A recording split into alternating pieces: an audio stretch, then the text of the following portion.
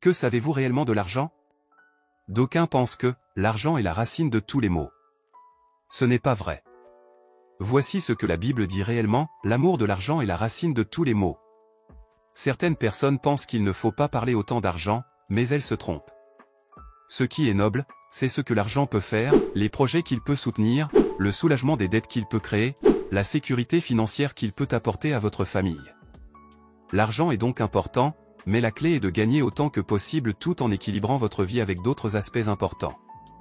Ne sacrifiez pas l'amitié, les valeurs ou l'intégrité pour l'argent, équilibrez tout et allez aussi loin que vous le pouvez, gagnez autant que vous le pouvez, partagez autant que vous le pouvez.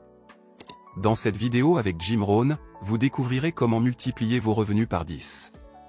Bien avant d'entrer dans le vif du sujet, veuillez liker la vidéo, commenter, partager, abonnez-vous à la chaîne si ce n'est pas encore fait, et activez la cloche de notification pour ne rien manquer de cette chaîne. Aujourd'hui l'Internet est une mine d'or pour en faire autant d'argent que vous voulez. Ainsi pour ceux qui souhaitent gagner de l'argent sur Internet et qui n'ont aucune compétence, nous vous offrons notre formation gratuite qui vous aidera à gagner 1000 € par mois. Cette formation est accessible via le premier lien dans description. Il existe une philosophie des riches et une philosophie des pauvres. Rappelez-vous que votre avenir est principalement déterminé par votre philosophie personnelle. Celle-ci est le principal facteur influençant votre salaire, votre santé, votre carrière et votre avenir. Les décisions que vous prenez, soutenues par vos émotions, votre foi et les actions que vous entreprenez, sont cruciales. J'avais autrefois l'impression que mes revenus étaient déterminés par l'économie, mais j'ai découvert que cela dépendait de ma philosophie. Lors d'un autre séminaire, nous enseignons qu'il existe une échelle économique à gravir. Cette échelle commence à 5 $ de l'heure et peut aller jusqu'à des revenus extrêmement élevés. Peu importe où vous commencez, tant que vous continuez à progresser. Votre développement personnel est la clé de votre future fortune, pas votre point de départ. Quelqu'un a dit, si j'avais un bon travail, je me donnerais à fond. Mais si vous avez un travail pourri et que vous ne faites que glander, alors vous n'êtes pas la bonne personne pour un meilleur emploi. Certains disent qu'ils cherchent un meilleur travail, mais en réalité, c'est un meilleur vous qu'un meilleur travail recherche. Pour passer de 5 $ de l'heure, le salaire minimum, à 6 $ de l'heure, vous pouvez attendre que le gouvernement augmente le salaire minimum. Cependant, combien de temps cela a-t-il pris la dernière fois?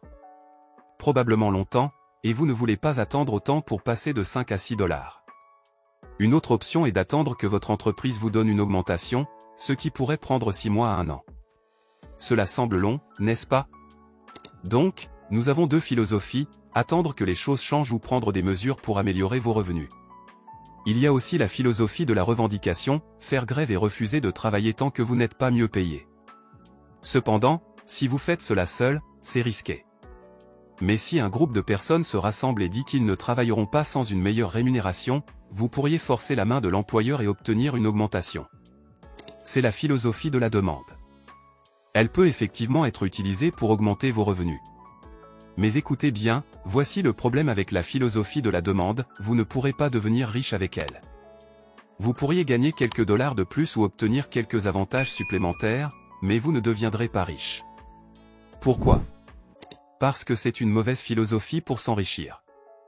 Imaginez vivre dans un bon pays avec une bonne économie, mais avec une mauvaise philosophie. Ce n'est pas mal moralement, mais en termes d'accomplissement de vos objectifs, c'est contre-productif. Vous ne pouvez pas utiliser la philosophie de la demande pour devenir riche. Alors, comment peut-on devenir riche de nos jours? Voici la bonne philosophie, c'est la philosophie de la performance, pas de la demande. Ne vous concentrez pas sur la recherche d'un meilleur emploi, concentrez-vous sur l'acquisition de nouvelles compétences. Lisez à nouveau d'autres livres instructifs, suivez un nouveau cours. Voici mon expérience personnelle, je suis passé de pauvre, pas de pauvreté extrême, mais pauvre, à riche en 6 ans. J'ai changé ma philosophie. Je n'ai pas eu à changer de pays, de marché, ni de structure fiscale. Tout ce que j'ai eu à changer, c'était moi-même. Mon mentor disait, pour que les choses changent pour vous, vous devez changer. Pour que les choses s'améliorent pour vous, vous devez vous améliorer. J'ai commencé à travailler sur moi-même à l'âge de 25 ans. La philosophie de la performance vous motive de manière intrinsèque, et nous savons tous que la motivation intrinsèque est la meilleure. Pourquoi? Parce que si votre objectif est de devenir toujours meilleur, il n'y aura pas de plafond de verre. vos échecs seront de simples leçons et vos réussites des étapes de votre évolution. À présent, veuillez liker la vidéo pour soutenir la chaîne, abonnez-vous si ce n'est pas encore fait et surtout partagez la vidéo pour que vos proches puissent en bénéficier. Maintenant, pensez à quelqu'un qui gagne 50 $ de l'heure. Cette échelle du succès est passionnante.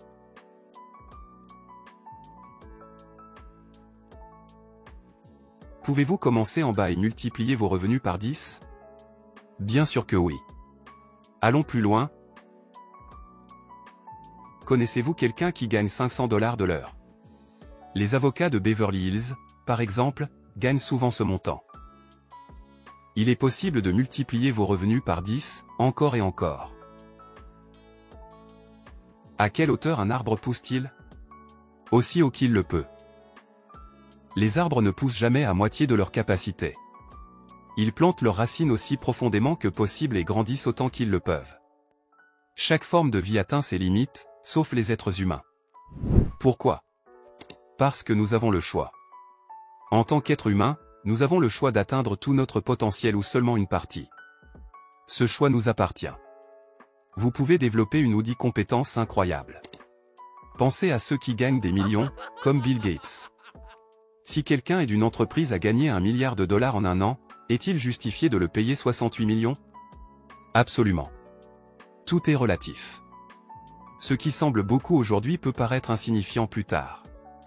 Vous pourriez penser que 4 000 $ par mois, c'est beaucoup. Ensuite, 8 000 $ par mois vous sembleront incroyables, puis 15 000 $ par mois, et ainsi de suite. Les perceptions changent à mesure que vous grandissez. C'est exactement ce que la philosophie de la performance vous enseigne. En vous concentrant sur votre développement personnel et en acquérant de nouvelles compétences, vous pouvez continuellement repousser vos limites et atteindre des niveaux de succès que vous n'aviez jamais envisagés. Chaque étape de votre croissance financière vous prépare à la suivante, et ce processus n'a pas de fin tant que vous continuez à apprendre et à vous améliorer. Ce qui est fascinant avec cette approche, c'est que votre motivation devient intrinsèque. Vous n'êtes plus seulement poussé par des facteurs externes comme l'argent ou les récompenses matérielles, mais par un désir profond de devenir la meilleure version de vous-même. Cette motivation interne est extrêmement puissante car elle vous pousse à continuer même lorsque les choses deviennent difficiles. Vos échecs deviennent des leçons précieuses, et vos réussites, des étapes vers un avenir encore plus brillant. Revenons à l'idée de gagner 50 $, puis 5 cents $ de l'heure. En vous investissant dans votre développement personnel, en apprenant de nouvelles compétences et en vous améliorant constamment, vous pouvez atteindre ces niveaux de revenus et même les dépasser. Imaginez le potentiel de croissance si vous vous concentrez sur la création de valeur pour les autres. Si votre produit ou service résout des problèmes importants ou améliore significativement la vie des gens, alors vos revenus peuvent augmenter de manière exponentielle. Si nous prenons toujours Bill Gates par exemple. Pourquoi est-il payé des millions? Parce que les produits et services qu'il a créés ont apporté une valeur immense à des millions de personnes à travers le monde. Si vous pouvez offrir quelque chose de similaire, vous aussi pouvez atteindre des sommets financiers inimaginables. Et cela ne s'arrête pas là. Une fois que vous avez atteint un certain niveau de succès, vous pouvez utiliser votre influence et vos ressources pour aider encore plus de gens, créant ainsi un cercle vertueux de croissance et d'impact positif. En fin de compte, tout est possible pour ceux qui croient en leur potentiel et qui sont prêts à travailler dur pour l'exploiter. Peu importe où vous commencez, ce qui compte, c'est votre détermination à grimper l'échelle du succès, une étape à la fois. Chaque nouvelle compétence que vous acquérez, chaque livre que vous lisez, chaque cours que vous suivez vous rapproche de votre objectif. Et rappelez-vous, il n'y a pas de plafond de verre pour ceux qui sont déterminés à atteindre leur plein potentiel. Alors, allez-y, investissez en vous-même. Croyez en vos capacités. Et regardez comment votre vie peut se transformer de manière spectaculaire lorsque vous adoptez la philosophie de la performance et vous engagez à devenir la meilleure version de vous-même. Cho avait raison lorsqu'il disait de grimper sur cette échelle aussi haut que vous le souhaitez. Nous vivons dans une époque de rêve où vous pouvez posséder autant de propriétés que vous le souhaitez, où tout est à portée de main. Il disait aussi que travailler plus sur vous-même que sur votre travail est la clé. Si vous travaillez dur sur votre travail, vous pouvez gagner votre vie. Mais si vous travaillez dur sur vous-même, vous pouvez faire fortune. Le succès est quelque chose que vous attirez par la personne que vous devenez. Peu importe où vous en êtes dans la vie, viser à multiplier vos revenus par 10 est souvent plus facile que de viser à multiplier vos revenus par 2. Pourquoi? Parce que si vous voulez doubler vos revenus, vous penserez instinctivement à travailler 2 fois plus dur. Mais même si vous réussissez, cela ne sera pas soutenable sur le long terme. En revanche, viser à multiplier vos revenus par 10 vous oblige à penser différemment, à mettre en place de nouvelles stratégies, voire à changer d'industrie. Et le plus fou, c'est que cela ne nécessite pas nécessairement le double d'efforts. C'est un marché incroyablement avantageux. Alors pourquoi la plupart des gens n'essaient même pas? Simplement parce qu'ils pensent que ce n'est pas possible pour eux. Je me rappelle il y a environ 10 ans. J'étais en train de discuter de mes rêves et de mes objectifs avec un ami sur un banc, et il m'a dit « Tu es un mégalomane, toi ». Je ne savais pas vraiment comment prendre cette remarque. Est-ce que je visais trop haut? Est-ce que je me surestimais?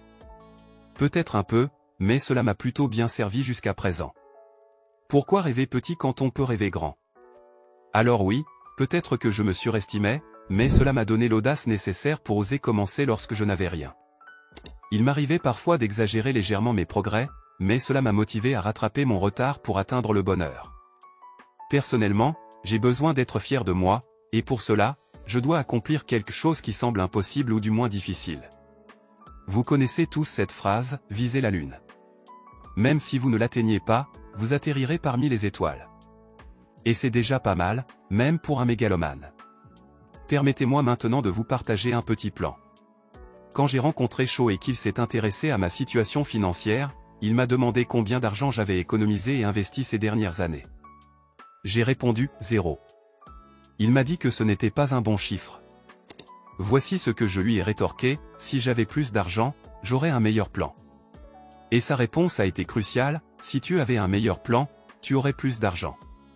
Cette phrase clé est suivie de « ce n'est pas le montant qui compte, c'est votre plan qui compte ». Ce que je vais dire n'est pas pour dénigrer qui que ce soit, mais cela représente les gens aux moyens modestes. Ces personnes ont tendance à dépenser leur argent et à investir ce qui leur reste, s'il leur reste quelque chose. C'est la philosophie des pauvres, dépenser son argent et épargner ce qui reste. En revanche, la philosophie des riches consiste à investir son argent et à dépenser ce qui reste. C'est le même argent, mais une attitude et une philosophie différentes. Commençons par quelque chose d'aussi petit qu'un dollar. Vous devez avoir un plan pour savoir quoi faire avec ce dollar. J'ai élaboré ce plan, et c'est simplement une question de choix. À vous de faire le reste, le réviser ou en faire ce que vous voulez.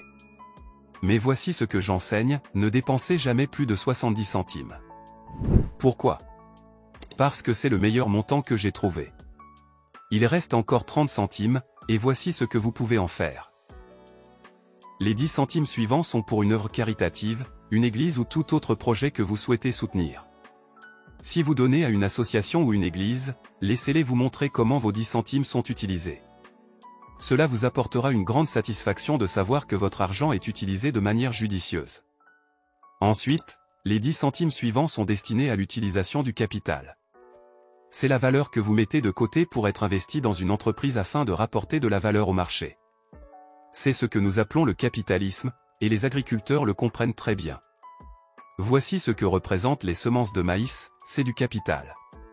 Les semences de maïs sont les graines que vous avez mises de côté pour être plantées dans le sol, arrosées dans la saison pluvieuse, dans l'espoir d'obtenir un profit et une récolte dans la saison sèche. Donc, l'agriculteur met de côté des graines de maïs. Laisserait-il sa famille les manger? Non, ces graines ne sont pas destinées à la consommation. Elles doivent être investies dans le sol, même si c'est un risque, arrosées dans la saison pluvieuse, pour être récoltées et multipliées dans la saison sèche. Voilà. Maintenant, il en va de même pour une partie de votre argent. Si vous mettez de côté, et je suggère qu'une partie de votre capital soit investie dans une entreprise pour générer du profit, c'est là la clé. Donc, 10 centimes pour générer un profit. Ces 10 centimes, vous les investissez en laissant quelqu'un d'autre les utiliser. C'est ce qu'on appelle le capital actif, où vous vous engagez dans une entreprise qui réalise un profit. Les autres 10 centimes sont pour le capital passif, où vous laissez quelqu'un utiliser ces 10 centimes. Pour chacun des dollars, vous les mettez à la banque qui vous paie des intérêts. Elle utilise cet argent et vous paie pour l'accès à celui-ci. C'est ce qu'on appelle le capital passif. Donc, il y a le capital actif et passif. Peut-être que vous investissez dans une action, et éventuellement, si vous avez assez d'argent, et l'action vous verse des dividendes. Il peut aussi y avoir une augmentation de la valeur de l'action. Donc, voici la petite formule que j'ai élaborée. 70-10-10-10, c'est très simple. Maintenant, quand vous commencez, si vous êtes un adulte, vous pouvez être dans une situation financière si mauvaise que vous ne pouvez pas suivre cette règle. Si vous êtes vraiment dans une mauvaise passe, vous devrez peut-être faire 97-1-1 parce que vous avez besoin de ça pour payer vos factures. Mais voici ce qui compte pour que ces chiffres commencent à monter et pour que ce chiffre commence à descendre. Si vous appliquez réellement ça, vous ne pouvez pas croire à quel point il est excitant de voir les chiffres changer. Si vous changez, que se passe-t-il? Tout va changer pour vous si vous commencez à changer. Je vous dis que ces chiffres commenceront à changer et, avant même que vous vous en rendiez compte, ces chiffres continueront de monter et monter jusqu'à ce que finalement vous puissiez atteindre 70-10-10-10. Maintenant, lorsque vous gagnez beaucoup d'argent, ces chiffres doivent tous changer à nouveau. Vous savez, si vous faites fortune, vous ne pouvez pas dépenser 60%, ce serait indécent. Je dépense probablement moins de 10% de mes revenus ainsi. Ce chiffre, c'est là où j'ai commencé, 97-1-1 pour finalement arriver à 70-10-10-10. Mais maintenant, avec le temps qui a passé et l'augmentation de ma fortune, ces 70% sont devenus 10%. Et donc, vous pouvez imaginer si les 70% sont descendus à 10% ce que ces chiffres sont devenus. Ces pourcentages ont maintenant explosé. Rappelez-vous de ça, c'est votre vie, c'est votre avenir et ce sont vos finances. Ceci n'est qu'une suggestion de plan, vous pouvez le détruire et en développer un autre. Je suis juste ici pour vous inspirer, je suis ici pour stimuler votre esprit, pour vous faire réfléchir. Bien, selon vous, quel est l'âge de la retraite en France? 62 ans, en Suisse 65 ans. Mais en réalité, la retraite n'a pas d'âge. Si vous ne vous reposez pas sur le système, vous serez en retraite au moment où vous pourrez vivre grâce aux intérêts que génèrent vos investissements. Idéalement, disant qu'il serait préférable de pouvoir vivre sur 50% ou moins du montant généré par vos intérêts. Donc, imaginant un point de départ raisonnablement modeste, vous avez investi 2 millions d'euros. En moyenne, votre rendement est de 7% par année. Vos intérêts sont donc de 140 000 euros par année. Vous pouvez donc vivre sur 50% de ces intérêts, ce qui fait 70 000 euros par année. En plus, avec cette approche, votre capital continuera à grandir. Bon, pas tant que ça si on prend en considération l'inflation, mais c'est juste pour vous donner une idée. Pour les mégas, vous pouvez carrément viser à vivre sur les intérêts de vos intérêts. Mais gardez tout de même à l'esprit que les investissements ne sont pas sans risque et que développer vos compétences dans ce domaine sera nécessaire si vous ne voulez pas tout perdre. Si cette vidéo vous a plu, n'hésitez de liker, commenter, partager la vidéo et surtout, abonnez-vous à la chaîne pour des vidéos plus instructives comme celle-ci. Et bien pour réussir sa vie financière, il faut impérativement abandonner certaines actions. Cliquez sur la vidéo qui s'affiche à l'écran pour découvrir les 9 actions que Jack Ma, le fondateur d'Alibaba a abandonnées pour devenir riche. Portez-vous bien et à la prochaine dans une nouvelle vidéo.